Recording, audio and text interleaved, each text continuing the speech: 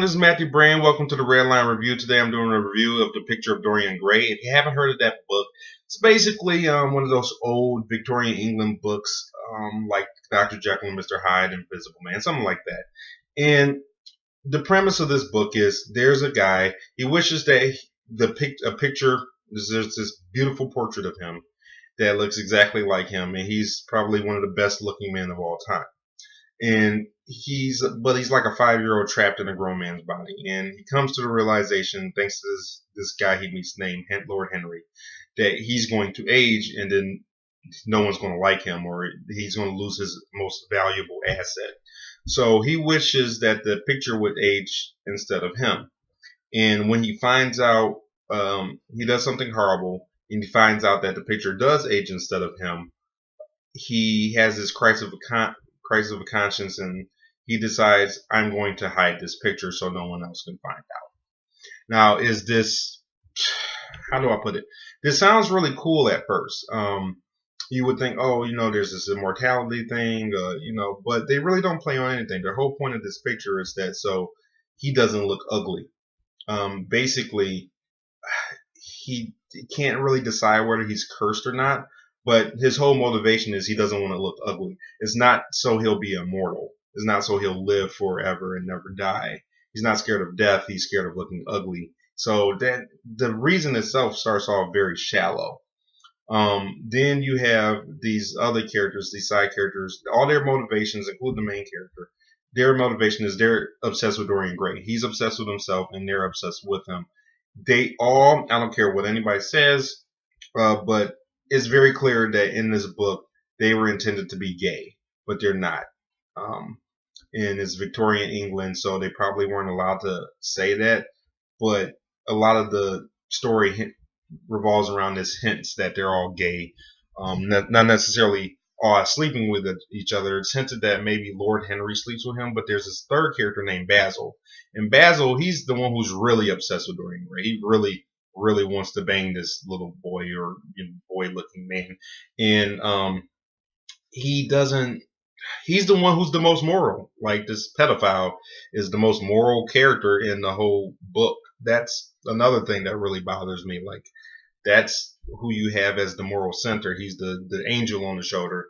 You have this guy who's the devil on the shoulder, Lord Henry, who's telling him to do all this crap because, oh, that's the way life works. But Lord Henry doesn't really do any of it. And he does have good points, but they're all superficial. It's like, yeah, you understand it, almost like Timon or something, like Timon from The Lion King.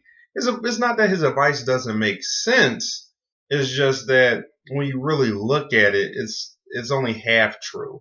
And this boy is now, so Dorian listens to him, and he lives his life on this half true advice he's getting from Lord Henry, as though there's nobody else in the world that can shape his opinions or not.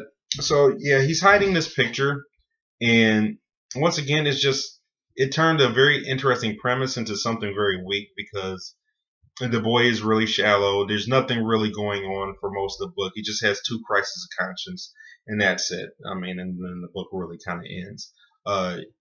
And not that it's not a lot of filler. There's a lot of stuff just kind of showing like how the boy feels, why he's feeling that way. But in the end, none of it, like I said, most of it's kind of watered down. It doesn't really make sense. It's kind of So I get what they're alluding to in the book. They make a lot of references to plays and different stuff like that. So if you're not familiar with plays, you're not going to get the book. If you don't understand that these characters are meant to be gay, like I said, it doesn't say that in there, but I think you have to understand that to get the book.